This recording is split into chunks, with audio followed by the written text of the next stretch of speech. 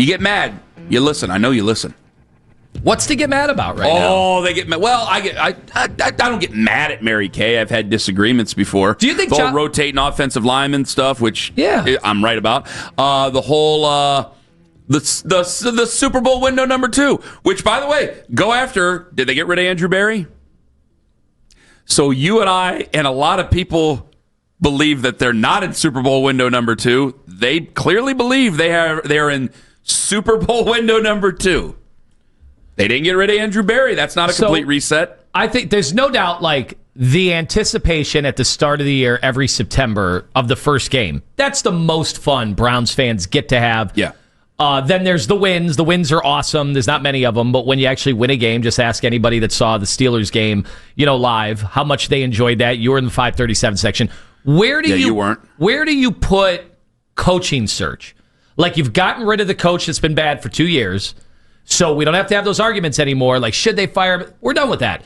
Do you find an excitement in what's ahead? What's behind door number 3? What's inside the box? Well, yeah, when John Harbaugh got fired, I was very excited. But it's mostly in the minutia of our own thoughts and our own beliefs and a little bit of excitement, but mostly tedium. Yeah, and look, we're going to be, hanging on every word of any of the newsbreakers, any of the job interviews. Like today, it's going to be Jim Schwartz, Tommy Rees. They are doing the interviews in Berea. This is happening today, by the way? Yes, I believe they are happening today, according to Mary Kay. I wish Jim Schwartz got his own day. Right. I do wonder about that. Like the New Year's Day interview of Greg Williams. Greg Williams. Yeah. Like, I wonder how Jim Schwartz feels about all of this. Like, he was clearly already seeing some defensive minds that were being interviewed. And is Jim Schwartz thinking, is that to work on my staff? Or what would that be? Does Jim Schwartz even think he has a lead in the clubhouse right now? Or is he like, do I even want to be here? Do I want to try to get a head coach interview somewhere else? 59 years old, tell them exactly what you think. If they don't hire you, fine. See, this is the thing about the Browns, man, is that you're 59, you made a lot of money in the business. If they don't hire you, a lot of money. Yeah. First off, you are still contractually obligated to them until the end of 2026. By the way, I mean he's making 7 figures, right? Yes, he's making a hell of a lot of money. So you continue to make good money. Tell them exactly what you think. What are they going to do? Yeah. What are they going to do? Fire you and you go to another place and you make the fans upset? Like, there's nothing they can do. So I don't think that this is any... We look at these interviews in a different way. Like, there will be other opportunities for Jim Schwartz. There'll be other opportunities, obviously, for Tommy Rees, for crying out loud. Tell them exactly what you think. And if it's the right thing, then it's the right fit. The if not, then the hell with it. Opportunities thing, I do question, because I thought after they went to the playoffs 2 years ago, I thought Jim Schwartz was going to be getting... head coaching interviews. And he hasn't. He didn't get one. And he did. Has his name been mentioned at all since? Not really. And it's tougher for defensive coordinators in these hiring cycles. I mean, Brian Flores is the guy, and he's controversial, and he has a checkered past, and he kind of ratted on an owner, and there's been a lawsuit with the NFL, but he's been so good that he's going to get interviews. He is going to get interviews. Jim Schwartz, I don't know. So the other opportunities thing, I'm not positive on Schwartz. I mean, I already saw, like, there was a piece in Detroit. Like, can we get Schwartz back here as a defensive mind? So I don't know what the future is for him, because some people thought once Stefanski got fired, that was it. Schwartz was going to get bounced because the new coach, if you had a strong candidate come in, they would want their own defensive guy that they've either worked with before or promised a gig with, because I know we are looking at it going, we have one of the preeminent defenses. Why would you want to lose Jim Schwartz on a staff? But I guarantee there's some people who are like, they have Myles Garrett. How can you not coordinate a defense with Myles Garrett in his prime, chasing sack records and chasing tackles for loss records? It's happened before. I mean, Joe Woods, people had. I myself had problems with Joe Woods before. I mean, he's been here 9 years. They haven't always had. But Myles is a different animal now. Like, Myles has distance. That's true. He is playing so much better than he played. And maybe because of his maturation process, he's gotten more. Well, he's probably gotten more comfortable in doing other things. You know, one of the weird knocks on him, I remember the first year, was that people were saying one trick pony and things like that. Like not radio guys, like there were coaches trying to say that. And I go, no, one trick ponies don't get taken number one overall. But they were saying that sort of thing. And now, I mean, the first sack he had was a twist right down the A-gap, for crying out loud. So I didn't believe that. but I think that you've seen just how many things. I mean, they had it lined up at middle linebacker on Sunday, doing different things with him. He's clearly gotten more comfortable moving around and doing more things. I think he's been emboldened by Jim Schwartz, which is part of the reason. I mean, you can hear it in my voice. I really like Jim Schwartz, and I think that he's probably, of the realistic names you can get, John Harbaugh, got to have that conversation. You got to reach out to him. If the Kurt Cignetti stuff, I think is a non-starter, but fine. You guys want to call Kurt Cignetti and Marcus Freeman and all the other big names? You're saying it's a non-starter. Fine, go ahead and do it. You're saying it's a non-starter on his end. On his end. Yeah, okay. I don't think he's coming here. I don't think Marcus Freeman's coming here. But you want to call? Go ahead and call. Hell, it's an open job. Might as well try. But of the realistic names that are crowd pleasers, I think that Jim Schwartz is probably the best. I don't think that Brian Flores is probably very realistic here. I don't think he'd want to come here. I think that there's a lot of power that he's going to want, and if there's shared power, I don't know how well that's going to work. But that's weird, though. Like, normally the guys that want power are the guys that have not only coached before, but have had big-time success. Yeah. Flores has not had big-time success. No, but he's been a successful defensive coordinator, but at the same time, he knows that this is going to be, usually get a second crack at it, and you're not going to get a third, and that could very well be it for him. I wanted to play some audio here. This drew the ire of you, what Nick said yesterday. Do I say that right? What? Were you perturbed? The internet was mad? I was getting annoyed with some of the blowback they were getting. Ooh, okay. For sharing their opinion about him as a fifth-round draft pick. So listen to this clip. I'm going to let you take it away. Go right on ahead. He was actually a much more successful quarterback for the most important stat, which is did you win the damn game or not, than any of the other quarterbacks that played this year. And he did it at a time where that team was on the verge of checking out, or not checking out on Kevin Stefanski, but checking out on trying to compete as a team every single week. He did it the hardest part of the season to do it on a losing team.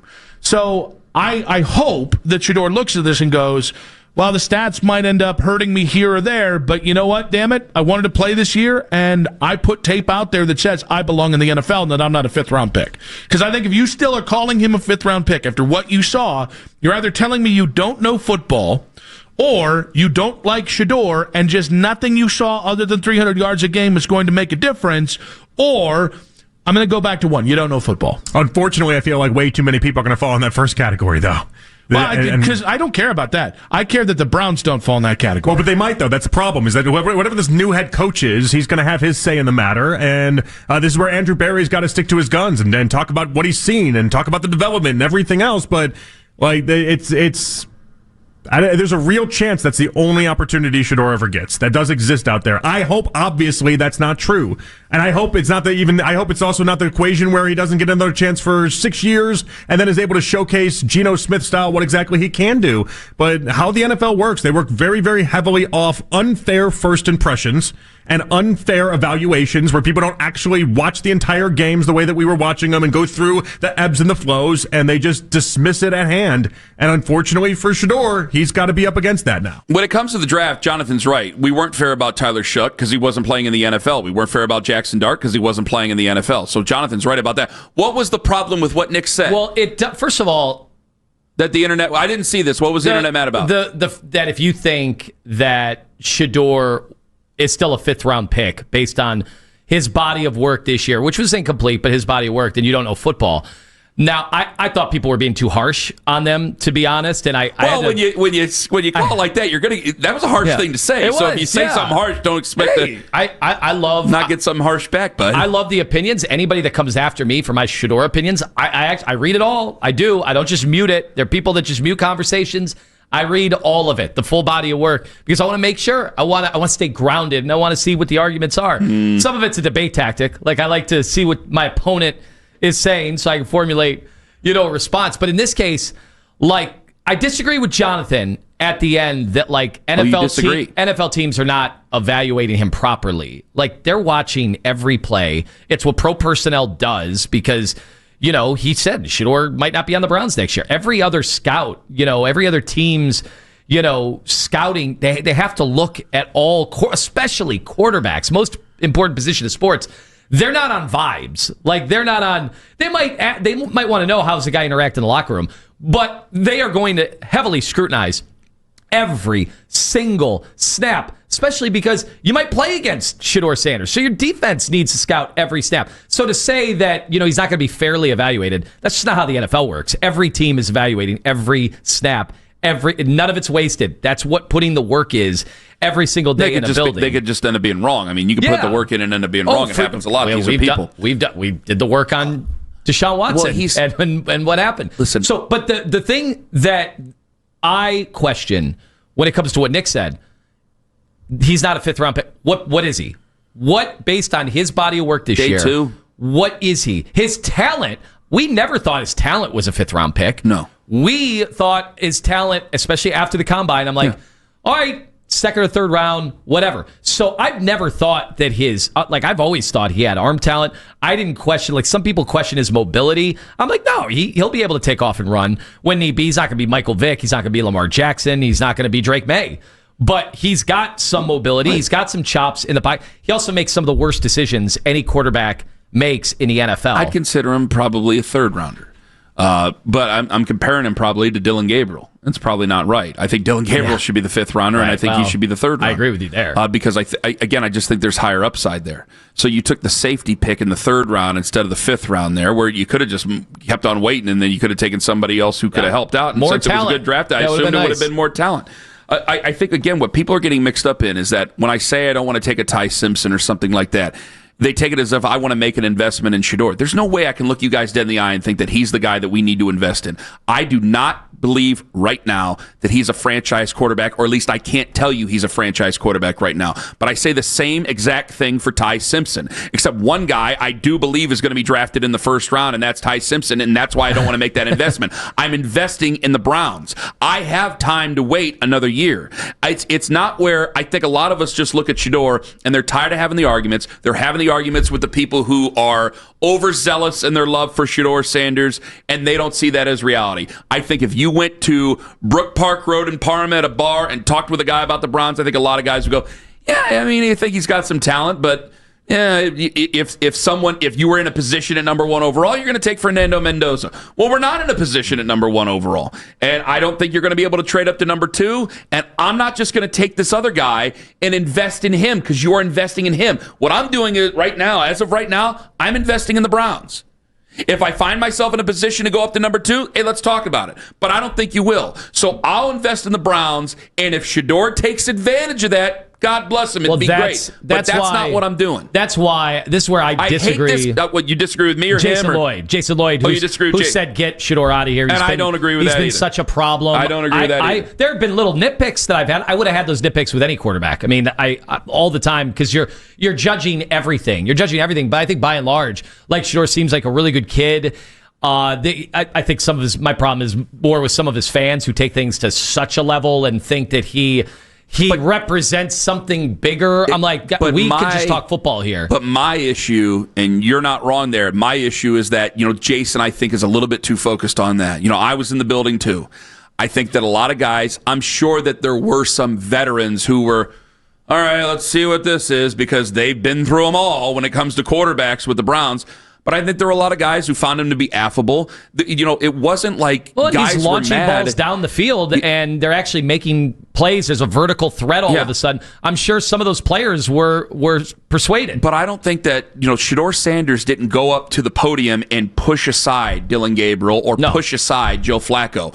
The media sought out Shedeur Sanders' comments on things. The media sought out Shedeur Sanders' content, things like that, because he's an immensely popular guy. Yeah. But I don't think the locker room was affected by that, and that's where I will vehemently disagree with Jason. If I end up being wrong once the dust clears and we've either moved on or he's become a great player, then whatever. Here's where, if I can meet the Shedeur fans halfway, because I said there were some times that he popped, and I was like, whoa, okay, let's see more of this. Unfortunately, like the mistakes, there were just so many of them, and the turnover-worthy plays, like that stuff. Yes, you can improve on all of that. Some guys don't.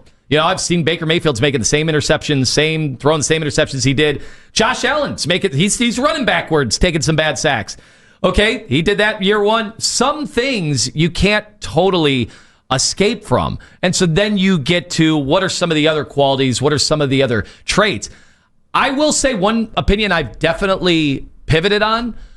I did wonder if another quarterback, a young quarterback, could come in and want to deal with what I call that. Like all the stuff following him. I don't think that's a big deal anymore. And the difference is... I don't think, I think Mendoza would have been just fine on the same team as Shedeur Sanders. I agree with you about that. I didn't think that earlier, but now after kind of seeing it, I'm like, yeah, that'd be fine. I agree with you about that. I think that they'd be just fine. But also, I don't find another quarterback worth investing in.